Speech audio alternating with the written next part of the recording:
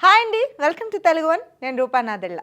పాత తరం నటీమణుల్లో రమాప్రభకు ప్రత్యేక స్థానం ఉంది. అభిమానులను సంపాదించుకున్న రమాప్రభ అసలు పేరు రమాదేవి. పిల్లలు లేని రమాప్రభ మేనత్త నెల రోజుల వయసులోనే ఆమెను దత్తత తీసుకున్నారు. చిన్నతనం నుంచి నటనపై ఎంతో ఆసక్తి కనబరిచేది రమాప్రభ. మాతృభాష తెలుగు అయినప్పటికీ సినిమాల్లోకి రాకముందు తమిళ నాటక రంగంలో 4,000కు పైగా ప్రదర్శనలు ఇచ్చారు. ఆ తర్వాత తమిళ సినిమాలోనే మొదట నటించింది. తమిళ్లో 30 సినిమాలు చేసిన తర్వాతే తెలుగులో నటిగా పరిచయమైంది. తెలుగులో రమాప్రభ నటించిన తొలి చిత్రం చిలకా గోరింక. తెలుగు, తమిళ, కన్నడ, హిందీ భాషల్లో మొత్తం 1400కి పైగా సినిమాల్లో నటించి రికార్డు క్రియేట్ చేసింది. అన్ని వందల సినిమాల్లో నటించిన రమాప్రభ పాఠశాలకు వెళ్ళలేదు, చదువుకోలేదు అంటే ఆశ్చర్యం కలగక మానదు. ఆ తర్వాత కూడా చదవడం, రాయడం ఆమెకు రాదు. డైలాగులు ఒక్కసారి చదివి వినిపిస్తే చాలు, వాటిని గుర్తుపెట్టుకుని సింగిల్ టేక్లో షార్ట్ ఓకే చేసేది. అంతటి మెమరీ పవర్ రమాప్రభకు ఉంది. హాస్య నటిగానే కాకుండా ఇతర పాత్రలను కూడా చేయాలని ఆమెకు ఉన్నప్పటికీ ఎక్కువగా హాస్య పాత్రలే వచ్చేవి. వచ్చిన అవకాశాలని వదులుకోకుండా హాస్య నటిగానే ఎక్కువ సినిమాలు చేశారు ఆమె. ముఖ్యంగా రాజబాబు, రమాప్రభ కాంబినేషన్కి అప్పట్లో చాలా క్రేజ్ ఉండేది. వీరిద్దరూ కలిసి 100 సినిమాల్లో నటించారు అంటే ఆశ్చర్యం కలగక మానదు.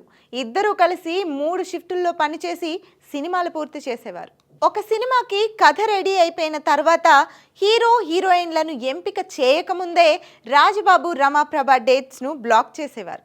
ప్రేక్షకులు కూడా సినిమాలో హీరో ఎవరు అనేది పట్టించుకోకుండా రాజబాబు, రమాప్రభ ఉన్నారా అని చూసేవారు. కొన్ని సినిమాల్లో వీరి కాంబినేషన్ సీన్స్కి రిపీట్ ఆడియన్స్ వచ్చేవారు. వారి సీన్స్ పూర్తి కాగానే థియేటర్ నుంచి బయటికి వెళ్ళిపోయేవారు. ఎన్నో సినిమాల్లో కలిసి పనిచేస్తున్న రాజబాబు, రమాప్రభ ఎంతో స్నేహంగా ఉండేవారు. అలాంటిది హైదరాబాద్లో రాజబాబు చనిపోతే బెంగళూరులో చలన్ సినిమా షూటింగ్లో ఉన్న రమాప్రభకు తెలియడానికి కొన్ని రోజులు పట్టింది. తన జీవితంలో జరిగిన పెద్ద నష్టం రాజబాబు మరణం అని చెప్పేవారు రమాప్రభ. తర్వాత మరో పెద్ద నష్టం శరత్ బాబు నుంచి విడాకులు తీసుకోవడం. తనకంటే 7 ఏళ్లు చిన్నవాడైన శరత్ బాబును ఇష్టపడి పెళ్లి చేసుకున్నారు రమాప్రభ. ఎన్నో సినిమాల్లో వాణిశ్రీ స్నేహితురాలిగా నటించిన రమాప్రభ ఒక దశలో స్టేటస్ను చూశారు. డబ్బు బాగా సంపాదించారు. క్రమంగా రమాప్రభ ఆస్తులు కరిగిపోవడానికి, శరత్ బాబు ఆస్తులు పెరిగిపోవడం వెనుక అసలు కారణాలు ఎవ్వరికీ తెలియవు. సినిమా రంగానికి దూరం అవ్వాలన్న ఉద్దేశంతో భక్తి మార్గం వైపు వెళుతున్న రమాప్రభకు నిన్నే పెళ్లాడతా చిత్రంలో అవకాశం ఇచ్చి మళ్ళీ చిత్రరంగం వైపు మరలేలా చేశారు దర్శకుడు కృష్ణవంశీ. ఆ తర్వాత నటిగా మళ్ళీ బిజీ అయిపోయారు రమాప్రభ. తొలిసారి అయ్యప్ప మాల వేసుకున్న తెలుగు నటి రమాప్రభ. 1985లో శరత్ బాబు అయ్యప్ప మాల వేసుకోవడంతో తను కూడా మాల వేసుకుంది. నటిగానే కాకుండా నిర్మాతగా కూడా మంచి పేరు తెచ్చుకున్నారు రమాప్రభ. రాజేంద్ర ప్రసాద్ హీరోగా గాంధీనగర్, 2వ వీధి, అప్పుల అప్పారావు చిత్రాలు నిర్మించారు రమాప్రభ.